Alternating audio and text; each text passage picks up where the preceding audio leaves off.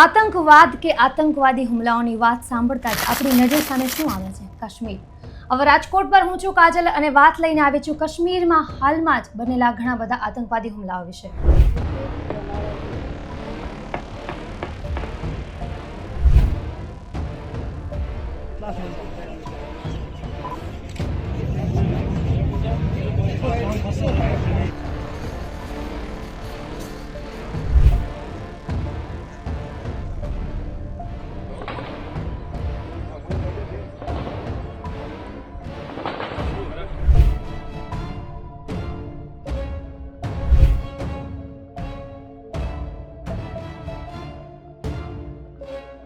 नरेंद्र मोदी बड़ा बात कर रहे थे, बड़ी बात कर रहे थे.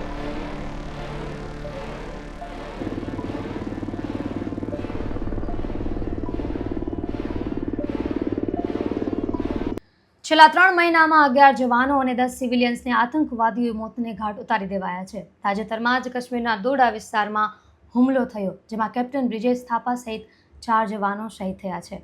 શું હતી આ સમગ્ર ઘટના? આવો જાણીએ. 15 જુલાઈએ સેના અને પોલીસને દોડા વિસ્તારમાં આતંકવાદીઓ છુપાયા હોવાની માહિતી મળી હતી. આ પછી સર્ચ ઓપરેશન હાથ ધરવામાં આવ્યું હતું, જ્યાં આતંકવાદીઓએ જવાનો પર ગોળીબાર કર્યો અને ફરાર થઈ ગયા. ગાઢ જંગલને કારણે તેઓ ભાગી છૂટ્યા. 15 જુલાઈએ જ તેણે રાત્રે 9 વાગ્યે ફરીવાર ગોળીબાર કર્યો હતો, જેમાં કેપ્ટન સહિત 4 જવાનો શહીદ થયા હતા. એક પોલીસકર્મીનું પણ મોત થયું હતું, જેમાં કુલ 5 લોકોએ જીવ ગુમાવ્યા હતા. આ પછી રાષ્ટ્રીય રાઇફલ્સ અને જમ્મુ કાશ્મીર પોલીસે સર્ચ ઓપરેશન વધુ તેજીથી હાથ ધર્યું હતું. આ દરમિયાન ગઈકાલે મોડી રાત્રે એટલે કે 16મી જુલાઈએ આતંકીઓ અને જવાનો વચ્ચે ફરી 2 વખત ગોળીબાર થયો હતો. આજે 17 જુલાઈએ ત્રીજા દિવસે પણ વિસ્તારમાં સર્ચ ઓપરેશન ચાલુ છે. હેલિકોપ્ટરની મદદથી આતંકીઓને શોધવાના પ્રયાસો કરવામાં આવી રહ્યા છે.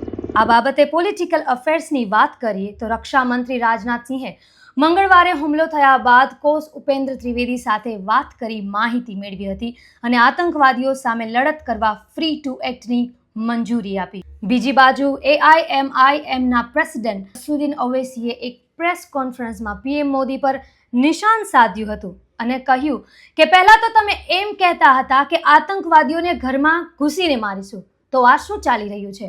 શું હતું પૂરું નિવેદન? જુઓ આ ક્લિપમાં. ये जो आज डोडा में जो टेररिस्ट ने अटैक किया, जिसकी वजह से हमारे 4 सिक्योरिटी पर्सनल की डेथ हुई है, जिसमें एक कैप्टन या मेजर भी है. मैं ये बताना चाह रहा हूँ कि हम तो इसका कंडेम करते आए हैं, मगर मोदी सरकार की सबसे बड़ी नाकामी है. देखिए, ये जो डोडा में हुआ है, ये LOC से बहुत दूर है. ये इलाका LOC से बहुत दूर है, इसलिए बहुत तशवीशनाक बात है कि LOC से दूर इतना अंदर टेररिस्ट आकर हमसे, हमारी फौज से मुकाबला कर रहे हैं, और जिसकी वजह से 4 आर्मी पर्सनल की मौत हुई है, कैप्टन का भी उसमें जान चले गई. तो ये सरासर तशवीशनाक बात है, सीरियस बात है, और ये गवर्नमेंट की इनकेपेबिलिटी और इनकेपेसिटी बताती है, नरेंद्र मोदी गवर्नमेंट की. और दूसरा ये है कि अगर आप देखेंगे कि 2021 से 31 से ज्यादा टेररिस्ट अटैक सिर्फ जम्मू रीजन में हो रहे हैं. कभी जम्मू में पीक ऑफ मिलिटेंसी में भी इतने बड़े अटैक्स नहीं, और 20 साल से जम्मू पीसफुल है. तो ये रजौरी, पूंछ, कठुआ सेक्टर में तमाम चीजें हो रही हैं, और इसमें अब तक 48 के करीब सिक्योरिटी फोर्सेस हमारे मारे गए, 19 सिविलियन है और 48 टेररिस्ट की डेथ हुई है. एक ये बता रहा है कि कोई इंफॉर्मेशन शेयरिंग का सिस्टम ही नहीं है. अगर ये गवर्नमेंट इंडिया के जो एक्स एम्बेसडर पाकिस्तान के अजय बिसारा है, उनकी किताब पढ़ेंगे एंगर मैनेजमेंट, जिसमें उन्होंने लिखा कि अल-कायदा श्रीनगर में एक बहुत बड़ा टेररिस्ट अटैक करना चाह रही थी. इंफॉर्मेशन एक्सचेंज के बाद भारत सरकार अल-कायदा के उस बड़े अटैक को हम न्यूट्रलाइज कर सके, रोक सके. तीसरी बात यह कि लोकल से कोई कांटेक्ट नहीं है, स्पेशली नौजवानों से. चौथी बात यह है कि नरेंद्र मोदी बोल रहे कि 370 के बाद सब खत्म हो गया. क्या खत्म हुआ 370 के बाद?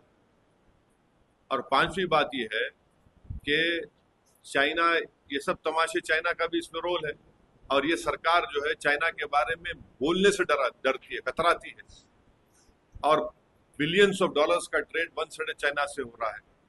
तो हम इसका कंडेम करते हैं, मगर इसकी पूरी जिम्मेदारी नरेंद्र मोदी गवर्नमेंट पे आती है। और इलेक्शन, पार्लियामेंट इलेक्शन दौरान जो नरेंद्र मोदी बड़ा बात कर रहे थे, बड़ी बात कर रहे थे, हम घर में घुस के मारे, क्या हो रहा है फिर ये?